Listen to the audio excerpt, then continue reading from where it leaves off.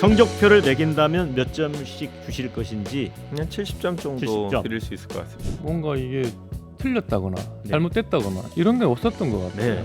뭐, 그럼 100점 주시죠. 99점 하죠. 99점. 네. 네.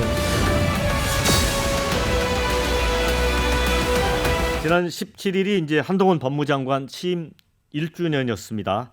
그 아이돌 스타 같은 그 분위기가 있더라고요. 그날 이제 아침에 법무부 청사에 출근하는데 계단에 꽃바구니들이 이 줄지어서 있었는데, 그런데 사실은 이제 평가는 극과 극입니다. 극과 극인데, 자, 두 분에게 여쭤보겠습니다. 성적표를 매긴다면 몇 점씩 주실 것인지 간략하게 한번 들어볼까요? 100점 만점입니다. 먼저 김한규 의원님. 그냥 70점 정도 70점. 드릴 수 있을 것 같습니다. 우리 저 김병우 의원님은 몇 점입니까? 근데 이거 객관식인가요? 문제가? 아니 뭐 아니 근데 100점 만점으로 잡았을 때 네. 크게 뭔가 이게 틀렸다거나 네. 잘못됐다거나 이런 게 없었던 것 같아요. 네. 뭐, 그럼 100점 주시죠 뭐. 99점 하죠. 99점. 네, 네. 좋습니다. 자, 그러면 이제 좀 구체적으로 논의를 진행을 해보겠습니다. 이제 한동훈 장관이 이제 과거사 피해자 구제, 이거는 사실은 뭐 저 진보 쪽에서 굉장히 칭찬했던 부분이고, 그다음에 마약 범죄에 대한 강경 대응이라든가 이민관리청 설립 문제, 이런 부분에서 좀 평가를 받은 부분도 있고, 그런데 이제 검수완박을 검수원복하면서 사실은 이제 야당에서는 많이 공격도 받았습니다. 김한규 의원님, 공과 과를 좀 말씀을 해주신다면. 공은 아까 말씀하신 부분 저도 공감하고요. 네. 그 통진당 피해자들에 대해서 이자 면제하는 네. 결정을 하셨죠. 사실 어려운 결정이거든요. 지난 정부에서는 혹시 이렇게 했다가 이거 업무상 배임이 되거나 네네. 이러지 않을까 되게 소극적이었는데 적극적으로 해주셨고, 제주 4.3 관련해서도 당시 억울하게 유죄 판결을 받은 분들에 대해서 검찰이 조금 더 적극적으로 재심을 네. 하겠다. 되게 긍정적인 평가를 받았습니다. 분명히 잘한 점이 있다라고 생각하고요. 부정적인 점은 저는 무엇보다 검찰을 정치 한복판으로 자꾸 끌어들이는 것 같습니다. 네. 본인이 완전 정치인처럼 활동을 하잖아요. 검찰이라는 건 사실 저희가 원하는 거는, 국민들이 원하는 거는 정치권에서 잊혀졌으면 좋겠어요. 독립적이고 객관적으로 전문적으로 하면 좋겠는데, 자꾸 지난 정부에서는 민주당 검찰이란 표현을 쓰시면서 이번 정부에서는 소위 지난 정부에서 중용되던 분들을 다 한직으로 보내고, 반대로 그때 한직에 계신 분들을 똑같은 방식으로 윤석열 사단이란 분을 다시 중용을 했죠. 이건 그냥 같은 일을, 어떻게 보면 본인이 잘못했다고 하는 일을 그대로 반복하는 거라, 과연 이렇게 자꾸 정치권에서 수사의 이야기를 하게 만드는 게 과연 맞나? 그리고 저는 과거로 이제 회귀하고 있다라고 생각하는데요. 이 검수완박이든 검수원복이든 기본적으로 헌재가 이야기한 대로 국회 입법권이라는 게 있고, 그거는 존중하고 그 안에서 시행령 같은 것들이 만들어져야 되는데, 법과 원칙을 준수해야 된다라는 분들이 시행령으로 법의 해석 범위를 넘어섰다.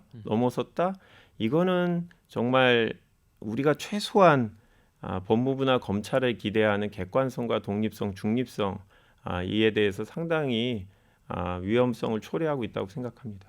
네. 김병우 의원님.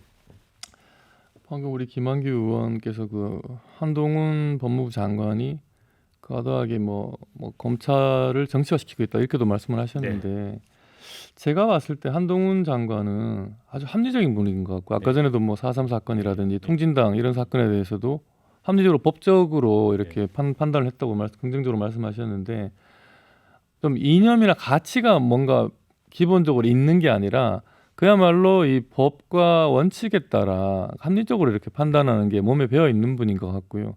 그래서 그런 합리적이지 않고 뭔가 법에 어긋나는 주장에 대해서는 약간 알레르기성 반응을 하는 것 같아요. 그리고 또 본인이 한동훈이라는 사람이 이렇게 부각되고 한동훈을 마치 정치인처럼 그 정쟁의 장으로 이렇게 끌어내는 건, 소환시킨 건 민주당입니다. 한동훈 장관이 스스로 뭘 해서가 아니라 한동훈 장관에게 자꾸 공격을 하고 트집을 잡고 시비를 걸다 보니까 그에 대한 반작용으로 한동훈의 발언과 한동훈의 뭐 여러 가지 뭐 제스처까지 이렇게 노출이 되면서 그게 또 이렇게 국민들에게 관심을 또 불러일으켜서 이렇게 된 거죠. 한동훈 장관은 그냥 다른 부처의 그 장관들처럼 그 조금 드라이하게 이렇게 민주당이 다뤘으면 오히려 한동훈 장관을 이렇게 키워주지 않았을 거라고 생각이 들고, 한동훈을 키운 건 파라리 민주당입니다. 파라리 민주당이다. 김한규 의원님. 뭐 민주당이 키운 부분이 분명히 있기는 하죠. 그런데 그런 행태를 그대로 둘 수는 없는 것 같고요. 한동훈 장관이 소위 말하는 말싸움을 잘하고 언변이 훌륭하신 건 맞는 것 같아요. 똑똑하신 분도 맞는 것 같고, 제가 장관을 안 해봐서 모르겠습니다만 국회의원 짧은 국회의원 기간 동안 보면 국회 상임위에서 그렇게 얘기하는 국무위원은 본 적이 없는 것 같아요. 억울한 게 있어도 입법부하고 행정부의 권한이 다르기 때문에 일단 견제와 균형, 감시 역할을 하는 게 입법부라서 입법부에 대한 상호 존중 차원에서 설사 생각이 다르더라도 그런 식의 방식으로 쳐내지는 않았던 것 같아요. 지난 정부에 아까 뭐 스타 같다고 하셨는데 지난 정부의 법무부 장관도 조국 장관 네. 아니면 추미애 장관도 꽃 많이 받으셨어요. 네. 그게 과연 국민들 전체가 좋아하는 방식의 한동훈 장관의 활동인지 그것만으로는 저희들이 판단할 수는 없다고 생각하고요. 저는 개인적으로 한동훈 장관으로 의도적으로 설전을 해갖고 유명세를 얻고 싶은 생각은 없는데, 과연 이게 우리나라 그 행정 관료들이 정치인처럼 활동하는 게 윤석열 정부에 도움이 될까? 지지자들은 좋아하겠죠. 저는 분명히 싫어하는 분들도 상당히 있다고 생각합니다. 네, 김 의원. 좀 결은 다르지만 한동훈 장관 이상으로 국회에 와서 본인 할 말 다 하고 가신 장관님이 생각나는 분이 추미애 전 법무부 장관, 네. 박범계 전 법무부 장관이 있었던 것 같습니다. 네. 오히려 한동훈 장관은 좀 더 그런 논리라도 있고 했는데 그분들은 뭐 소설 쓰시네 뭐 이런 말씀하고 가셨고요.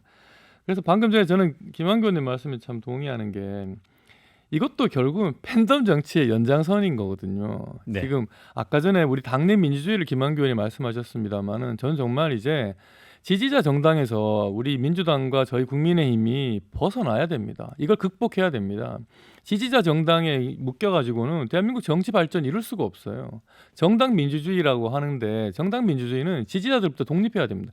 국민의 마음을 반영시켜서 국민의 의사를 반영하는 대중정당, 국민정당으로 이 주요 정당, 양대 정당이 거듭나지 않으면 지금처럼 서로 치고받고 싸우고 너 죽고 나 살자는 그 격투기하는 이런 정치 끝낼 수가 없습니다.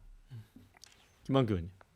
너무 진심을 담아서 얘기하셔갖고 제가 덧붙일 부분은 없는 것 같고요. 참 정치가 그런 면에서 어려운 것 같아요. 왜냐하면 국민 또 정당원으로서 정당 당원들의 의견을 반영해야 되는 게 또 역할이긴 하니까 저도 어떤 순간은 고민이 갈등이 되는 부분들이 있고요. 우리 당내에서 정말 서로를 적으로 딱 설정을 해놓고 상대방을 칭찬하거나 좋은 점을 인정해 주는 것 자체가 오히려 해당 행위로 당원들이나 지지자들이 생각하는 이런 문화는 좀 바뀌어야 되지 않나 생각합니다. 어제 심지어 이재명 대표가 수박을 먹는 그런 네, 네. 사진 뉴스가 나왔는데 공개됐죠. 그걸 보고 마치 그또 소위 말하는 그 강성 지지층이 개딸이라는 분들이 뭔가 모종의 신호를 보내고 있는 거다. 수박을 뭐 공격하라 씹어 먹으라는 뜻이다. 이런 것까지 얘기가 나오고 있다는 게 말이 됩니까 이게 정말. 이런 정말 이 좀 저급한 팬덤 정치 정말 없어야 됩니다.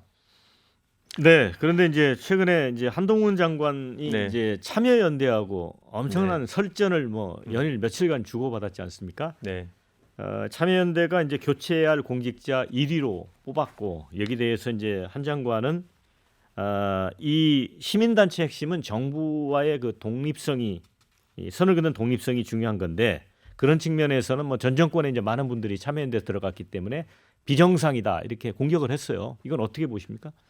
평소에는 그 얘기 안 하시다가 본인을 교체 대상 1순위로 뽑으니까 이때서야 감정을 실어서 얘기하시는 거잖아요. 장관이 시민단체랑 싸우면 이게 격이 안 맞는 거죠. 국무위원들이 설사 의견이 다르더라도 그런 식으로 하는 게 과연 좋은 선례는 아닌 것 같아요. 그래서 논리적으로 잘 싸우면 그러면 저희 당에서도 말 잘하는 의원들 뽑아다가 그렇게 서로 논쟁만 하고 토론도 그렇게 하면 안 되는 거잖아요. 저희가 그렇기 때문에 우리가 서로 상대방하고 생각이 다르는 부분이 있지만 그거를 끝까지 가갖고 내가 맞다라는 항복을 받아내려는 방식으로 이야기하지는 않잖아요. 저는 정치인도 아닌데 장관이 여기서 좀 자제해 주셨으면 좋겠습니다. 네, 김병우 의원. 저희 입장에서 참여연대, 민주노총은 순수한 시민단체는 노조라고 좀 인정하기가 어려운 측면이 많이 있습니다. 그분들의 지금까지 행동이나 그분들의 이제 정치적인 발언이나 이런 게 보면 아주 저희와는 극단적인 반대 정파, 정치 세력화되어 있는 거다. 그 실제로 지난 문재인 정부 같은 경우에는 저희가 노무현 정부 스스로 참여 정부라고 했는데요. 문재인 정부는 참여 연대 정부라는 그런 비판도 있었습니다. 실제로 조국 전 장관, 장하성, 탁현민, 김상조, 김기식, 박원순 시장 그리고 뭐 좀 다릅니다만 조희연 교육감까지 다 참여연대 출신들이고요. 그분들이 다 지난 문재인 정부의 실질적인 핵심 인사로 활동을 하면서 문재인 정부를 이끌어왔단 말이죠. 그분들이 지금 와가지고 이제 문재인 정부가 정권 교체가 돼갖고 야당이 되었는데 다시 참여연대로 돌아가가지고 그분들이 뭐 똑같다고 볼 수는 없지만 우리 지금 한동훈 장관을 정치적으로 비판한다. 이거는 시민단체가 장관을 비판하는 게 아니라 그 문재인 정부 인사들이 다시 우리 한동훈 장관을 비판하는 거다. 이렇게 볼 수도 있는 거기 때문에 한동훈 장관 입장에서는 충분히 그런 반발을 할 수 있다고 봅니다.